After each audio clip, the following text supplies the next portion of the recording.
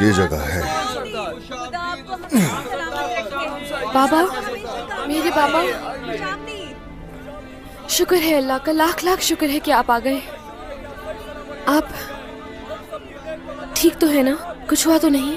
शुक्र है अल्लाह का, बिल्कुल ठीक हूँ। परेशान मत हो बेटी, तुम ठीक हो? ठीक हूँ मैं बाबा।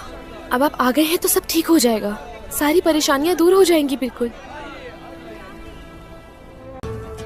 मुझे तुम जैसी बहादुर औलाद नवाजने वाले, दिलेर कबीले और बेखौफ लोगों का सरदार बनाने वाले मेरे रब का लाख लाख शुक्र है। शुक्र है अल्लाह का हुजूर।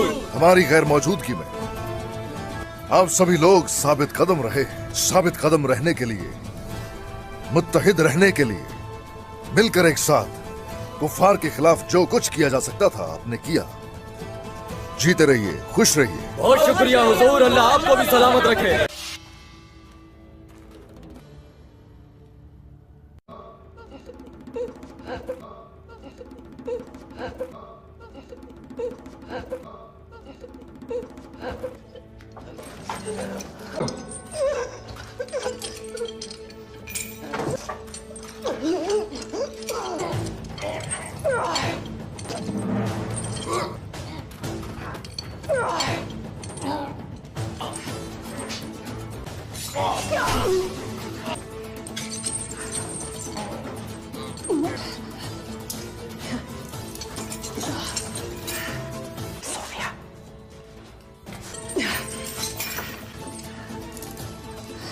हमारे लोगों की हालत देखो, बेघर हो चुके हैं। ऐसी सूरत में खैमे के अंदर कैसे रह सकता हूं? नहीं, वैसे भी उन लोगों से मुख्तलिफ नहीं है। जमीन हाथ से निकल गई, लेकिन रिवायत बाकी है और हमेशा बाकी रहेंगी।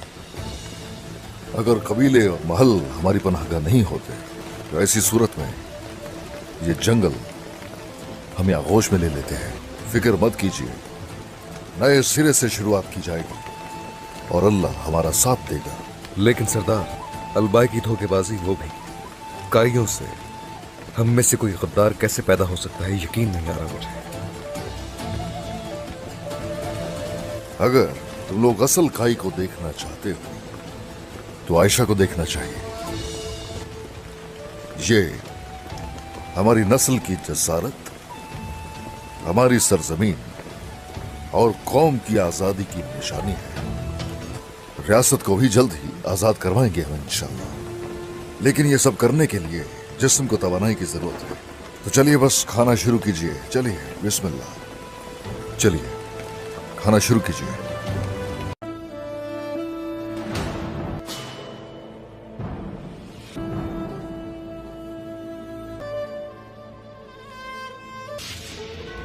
उस्मान साहब ने जो मंसूबा बनाया है वो तुम सोच भी नहीं सकते।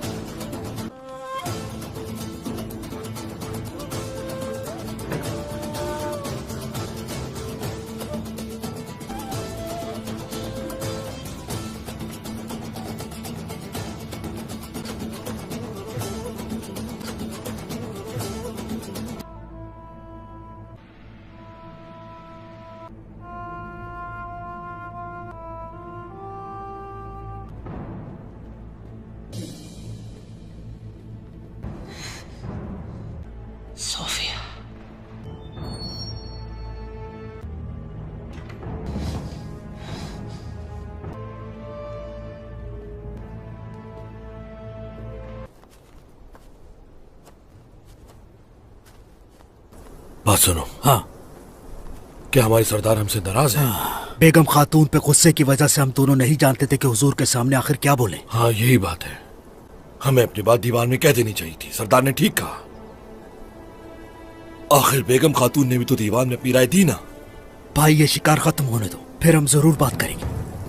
तैयारियां मुकम्मल है। हुजूर, आपके हुक्म के मुताबिक सिपाही पूरे जंगल में जाल बिछा रहे हैं। थोड़े वक्त में तैयारियां मुकम्मल हो जाएंगी। सरदार, आपके हुक्म के मुताबिक हमने उस जगह के करीब चारों तरफ खुफिया जाल बिछा दिए हैं। बिल्कुल ठीक कहा, मगर शिकारी जितना ही होशियार क्यों ना हो, शिकार अपना रास्ता ढूंढ ही लेता है। वो खातून बचकर नहीं जाएगी यहां से। अब यहां से कोई वापसी नहीं है। आज यहां कोई तूफान ही आएगा और उस तूफान की जद में आने वाले काफिर होंगे। आ जाओ। जब उनको हमले का खतरा होता है तो वो फौरन दूसरों को मशलों के जरिए खबर पहुंचा देते हैं। यही उनका तरीका है। उन मशलों को हम कभी नहीं जलने देंगे। अलाउद्दीन, क्या सब कुछ तैयार है? जी भाई, सब तैयार है, बस आप हुक्म करें। बस एक चीज है जो सिपाहियों को मुश्किल में डाल सकती है, और वो है आग से उठने वाला धुआं। समझ गया। तुम मशलों की हिफाजत करोगे अलाउद्दीन। जब तुम्हारा इशारा मिलेगा हम उन पर हमला कर देंगे। उसके बाद शैतानों की ये पनाहगाह खुद तबाह हो जाएगी। ऐसा ही होगा भाई। आपको ये जंग मुबारक हो। चलें।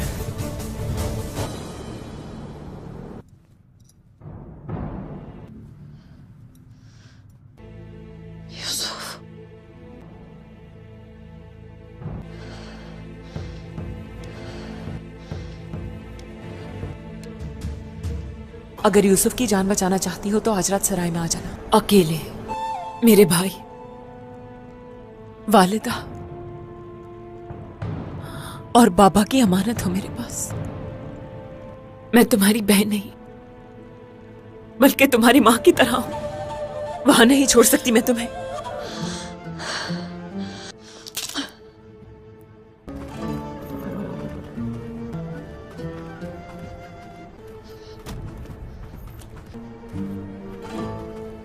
इस सब के दौरान कई गद्दार और बेशुमार दुश्मन हमारा मुकाबला करने के लिए खड़े हुए। मुझे तुम्हें कुछ बताना है। तुम्हारी आंखों से अंदाजा लगा सकता हूँ कि तुम क्या बताओगे, लेकिन तुम बोलो, देखते हैं क्या मैं सही हूँ। मेरे भाई, हमने तो अभी तक कुछ भी नहीं कहा इस बारे में। हमेशा ही खामोशी अख्तियार की और कोई भी सवाल नहीं किया। लेकिन तुम देखो, वो बेगम खातून, बताओ क्या ये सब ठीक है? बेगम खातून जहां भी जाती हैं हमें नुकसान पहुंचाती हैं, मैं जानता हूं।